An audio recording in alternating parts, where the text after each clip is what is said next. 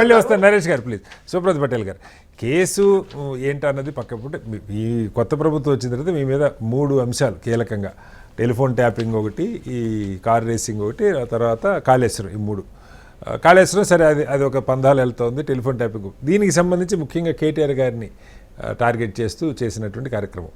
కీలకంగా ఒక అంశమే, ఎన్నికల కోడ్ వచ్చిన తర్వాత క్యాబినెట్ అప్రూవల్ లేకుండా, ఆర్థిక శాఖ అనుమతి లేకుండా అన్ని డబ్బులు, అది కూడా ఫారిన్ కరెన్సీలో రిలీజ్ చేశారన్నది ఎలిగేషన్.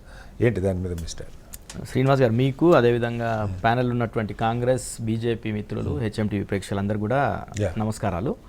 వాస్తవానికి చాలా తప్పుగా, అంటే ఒక తప్పుని, ఒక అబద్ధాన్ని 100 సార్లు చెప్తే అది నిజమైపోతుంది అన్నట్టుగా, వాస్తవానికి ఏంటంటే ఆ ఫార్ములా ఈ రేస్ అనేది మొత్తం భారతదేశంలో మొట్టమొదటిసారి మన దగ్గర కండక్ట్ చేసుకున్నాం. ఎందుకు? హైదరాబాద్ అనేది 5 సార్లు కంటిన్యూస్గా మోస్ట్ లియోబుల్ సిటీగా ప్రఖ్యాతి గాంచిన తర్వాత, అదేవిధంగా గ్రీన్ సిటీగా కూడా మనకు అవార్డు వచ్చిన తర్వాత, ఇక్కడ ఈవీ వెహికల్స్ ఎక్కువ కూడా పెంచేటటువంటి పరిస్థితి ఉంటుంది. దీన్ని ఈవీలను పెంచాలనే ఒకటి, ఈ పర్యావరణాన్ని కాపాడాలి, దాని గురించి కార్బన్ డిశ్చార్జ్ని తగ్గించాలనే ఉద్దేశంతో అది ప్రమోట్ చేయడంలో భాగంగా ఫార్ములా ఈ రేస్ కండక్ట్ చేయడం జరుగుతుంది. ఒక సీజన్ మంచిగా జరిగిన సందర్భంలో ఇట్లా ఎలాంటి ఆరోపణ లేకుండా ఏం లేకుండా సక్రమంగా జరిగింది.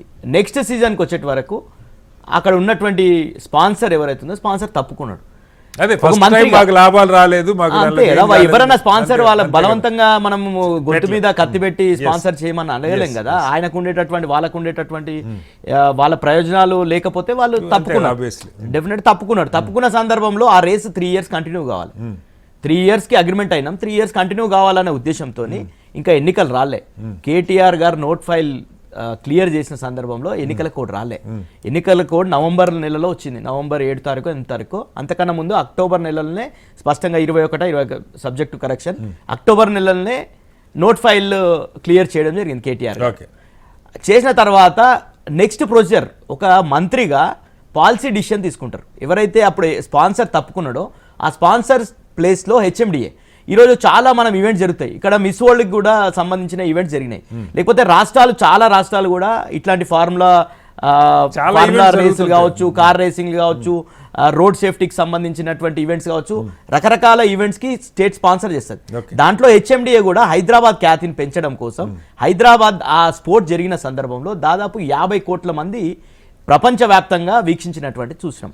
ఇక్కడ కూడా మొత్తం దిగ్గజాలు, క్రికెట్ దిగ్గజం సచిన్ టెండూల్కర్ గారు కావచ్చు, అదేవిధంగా కేంద్ర మంత్రులు ఆ రోజు కిషన్ రెడ్డి గారు కావచ్చు, అనురాగ్ ఠాకూర్ గారు కావచ్చు, చాలా మంది మహేంద్రకు సంబంధించినటువంటి అధినేత, వాళ్ళందరూ కూడా వచ్చి ఈ స్పోర్ట్ని, అదేవిధంగా స్పోర్ట్లో చాలా ప్రఖ్యాతిగాంచినటువంటి కంపెనీలంతా కూడా పాల్గొన్నాయి. వాళ్ళు ఇవన్నీ చేయడం వల్ల హైదరాబాద్ బ్రాండ్ ఇమేజ్ పెంచాలని ఒకటి. ఎవరు తప్పట్లేదు కదా వాళ్ళనేది, మీరు మీ ఉద్దేశాన్ని తప్పట్లా, మీరు అనుసరించిన మార్గాన్ని. ఇప్పుడు హెచ్ఎండిఏకి ఓవరాల్గా మంత్రి గారు చెప్పారని, క్యాబినెట్ అప్రూవల్ సంగతి, అసలు ఆర్థిక శాఖ ఇది మ్యాటర్ ఆఫ్ మనీ, డబ్బుకి సంబంధించి కొన్ని 10 కోట్ల రూపాయలు బ్రిటిష్ కరెన్సీలు రిలీజ్ చేయమని చెప్పారని.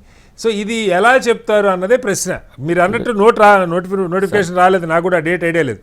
కనీసం క్యాబినెట్లో పెట్టించుకొని అప్రూవ్ చేసుకుంటే అయిపోద్ది కదా సార్. ఇప్పుడు ఒకటి ఏంటంటే, అర్జెన్సీలో భాగంగా వాళ్ళు అక్కడ నుండి ప్రెషర్ చేస్తూ కంపల్సరీ ఇన్స్టాల్మెంట్ పేమెంట్ చేయాలి, లేకపోతే మా ఈవెంట్ మేము చేయలేమని చెప్పిన సందర్భంలో ఆ ఈవెంట్ని కొనసాగించాలి, హైదరాబాద్ బ్రాండ్ ఇమేజ్ పెంచాలనే ఉద్దేశంతో, ఒక మంచి ఉద్దేశంతో కేటీఆర్ గారు ఓకే చేసిండు. ఓకే చేసిన సందర్భంలో నెక్స్ట్ ఫాలో అప్ యాక్షన్ అంతా కూడా అధికారులు చేస్తారు. ఆ కరెన్సీ ఏ రూపంలో పంపించాలి, ఏం చేయాలి, అవన్నీ కూడా ఫాలో అప్ యాక్షన్ అంతా కూడా కేటీఆర్ పోయి ఆర్బీఐ అనుమతులు తెచ్చుకోడు కదా, అవన్నీ తీయడం అనేది నెక్స్ట్ ప్రొసీజర్ అధికారులు చేయాల్సినటువంటి.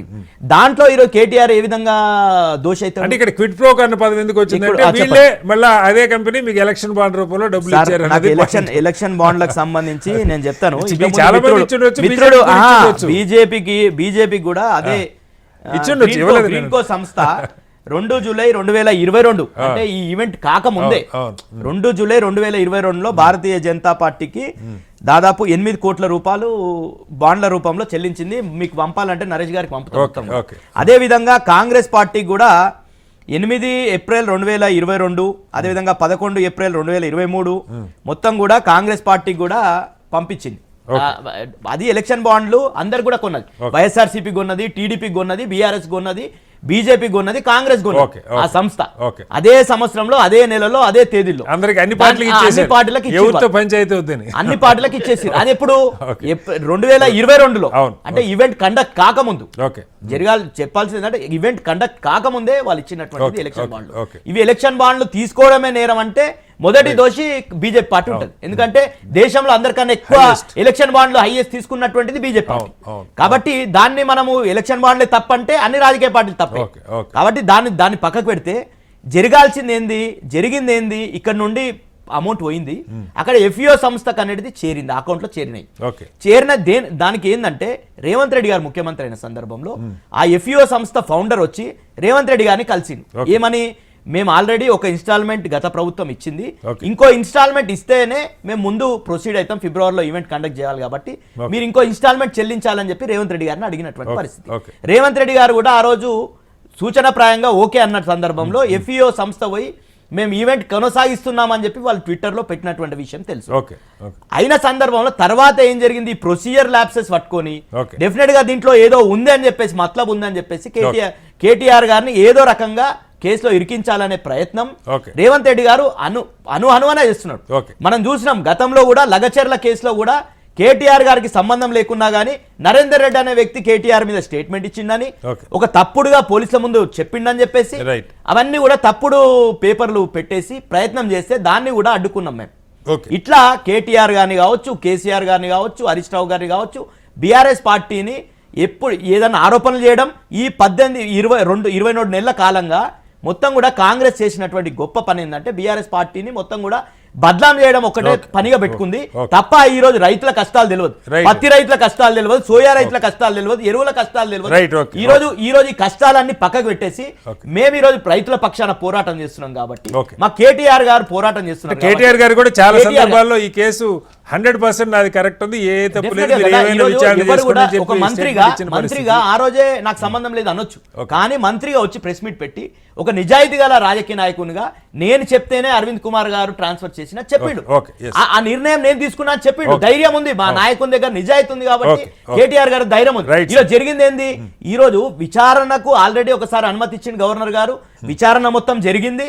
విచారణ 3-4 సందర్భాల్లో ఏసీబీ పిలిస్తే సుదీర్ఘంగా ఉదయం నుండి రాత్రి వరకు 9-10 గంటల వరకు విచారణ హాజరైంది. 60-70 క్వశ్చన్లు వేసినా గానీ సమాధానం చెప్పింది కేటీఆర్. వాటికే సెక్షన్లు ఉంటాయి సార్, అంటే ఎవిడెన్స్ గా అటెండ్ అయ్యారా, అక్యూజ్ గా అటెండ్ అయ్యారా, ఇవన్నీ ఉంటాయి. కాదు విషయం ఏంటంటే అక్యూజ్ ఆల్రెడీ ఎఫ్ఐఆర్ లో అక్యూజ్ గా నమోదు చేసిన సందర్భంలోనే అక్యూజ్ గానే పిలిచిండ్రు, మొత్తం కూడా ఎవిడెన్స్ అంతా అయిపోయింది. ఈ రోజు ఏసీబీ ఛార్జ్ షీట్ వేసే ప్రక్రియలో భాగంగా ఎప్పుడన్నా ఏసీబీ ఒక ప్రభుత్వ ఉద్యోగిని ఈ వేరే ఫార్మల్ గా కేసెస్ లో కూడా ఆ డిపార్ట్మెంట్ సంబంధించిన హెడ్ కి గవర్నమెంట్ కి పర్మిషన్ అడుగుతుంది. ఏ విచారణ అంటే కోర్టులో విచారణ ఛార్జ్ షీట్ వేసే ముందు గవర్నమెంట్ అనుమతి తీసుకుంటారు. దాంట్లో భాగంగానే ఆ రోజు కేటీఆర్ గారు మంత్రిగా ఉన్నారు కాబట్టి గవర్నర్ దగ్గర ప్రాసిక్యూషన్ కోసం అనుమతి, విచారణ కోసం కాదు. విచారణ ఏడు జరుగుతుంది ఇప్పుడు కోర్టులో కోర్టులో ప్రాసిక్యూషన్ కోసమే అనుమతి, ప్రాసిక్యూషన్ కోసం అనుమతి. ఎందుకంటే గతంలోనే విచారణకు అనుమతి ఇచ్చిండు, ఎఫ్ఐఆర్ నమోదు, ఛార్జ్ షీట్ ఫైల్ చేస్తారు. ఛార్జ్ షీట్ ఫైల్ చేసినాక ఇంకా అరెస్ట్ ఎక్కడ నుంచి వస్తుంది, అరెస్ట్ ఎందుకు వస్తుంది అంటే మీరు కాదు కాంగ్రెస్ పార్టీకి సంబంధించిన మిగతా నేతలంతా కూడా కేటీఆర్ అరెస్ట్ అయిపోతారు. అరెస్ట్ కాదు, మేము సహకరించకపోతే ఎలా వాళ్ళకి ఆ ధైర్యం లేదు. మా కేటీఆర్ గారు స్పష్టంగా చెప్పిండు, బల్లగుద్ది చెప్పిండు, మీరు అరెస్ట్ చేసే దమ్ముంటే చేసుకోండి. నేను హైదరాబాద్ బ్రాండ్ ఇమేజ్ కోసం నేను పెట్టిన ఈ నిర్ణయాన్ని కట్టుబడి ఉంటా, మీరు అరెస్ట్ చేస్తే చేసుకోండి అని చెప్పిండు.